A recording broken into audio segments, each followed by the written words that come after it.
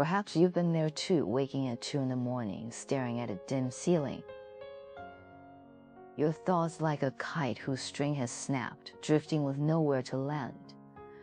In those deep nights when you desperately crave rest, we may pour ourselves a glass of red wine or quietly swallow a sleeping pill in the hope of finding one good night of sleep. When morning light arrives and we tiredly open our eyes, we think we've finally gotten our night of rest.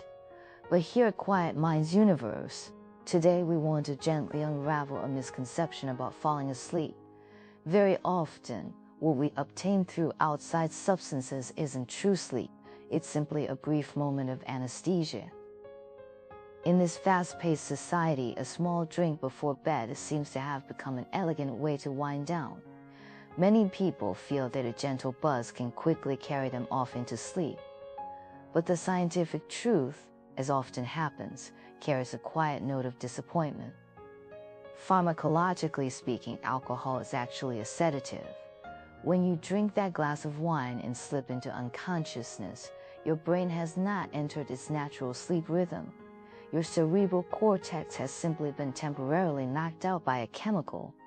What's more heartbreaking is that alcohol is one of the most powerful known suppressors of REM sleep, the dreaming stage. That means the nightcap you pour yourself is the equivalent of personally firing the brain's free on-call emotional healer.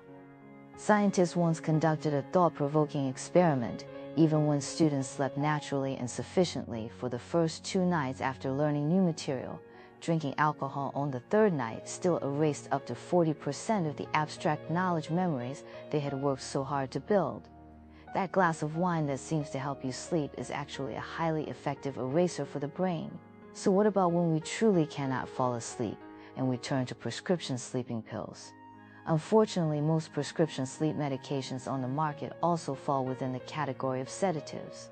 The sleep produced by medication shows measurable deficiencies in its brainwave profile. It lacks the deepest, most restorative brainwaves that occur in natural sleep.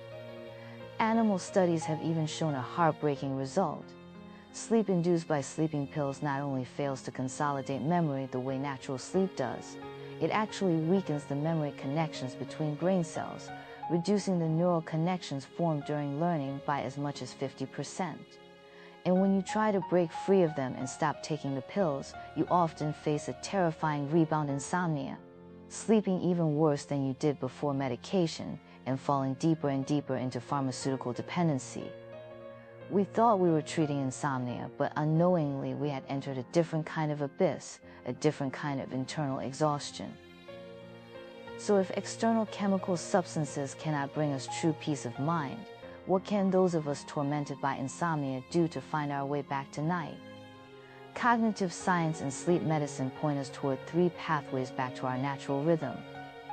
The first step is to learn to cool down. Our bodies are incredibly intelligent. Their core temperature must drop by about 1 degree Celsius before they can comfortably begin the process of sleep. For most people, setting the bedroom temperature to around 18.3 degrees Celsius creates the most ideal sleep environment. You can also try taking a hot bath or shower before bed, which may sound counterintuitive, but warm water drives blood flow to the surface of your skin, and when you step out of the bath, your core temperature drops rapidly, which strongly promotes the urge to sleep. Snuggling under the covers in a slightly cool room is always more conducive to drifting off than tossing and turning in stifling heat. The second step is to gently manage your light exposure. Scrolling through your phone or tablet before bed doesn't just consume your time, it also disrupts your inner biological clock. Experiments have proven that the blue light emitted from these screens reduces the release of melatonin, the hormone responsible for inducing sleep, by more than 50%. While also delaying the peak of its release by up to 3 hours. This is exactly why the more we scroll late at night, the more awake and often lonely we feel. The final step is to give your body the certainty of a consistent routine.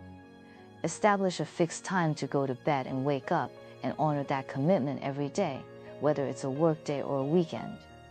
Routine is the greatest sense of security we can give ourselves, and we should know sleep is not a bank account.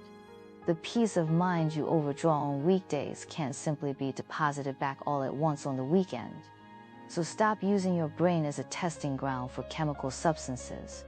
True self-care is not the numbness of alcohol, nor the sedation of medication.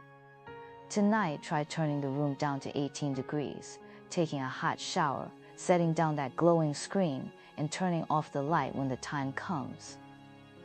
At Quiet Mind's universe, guard your own inner order. Good night.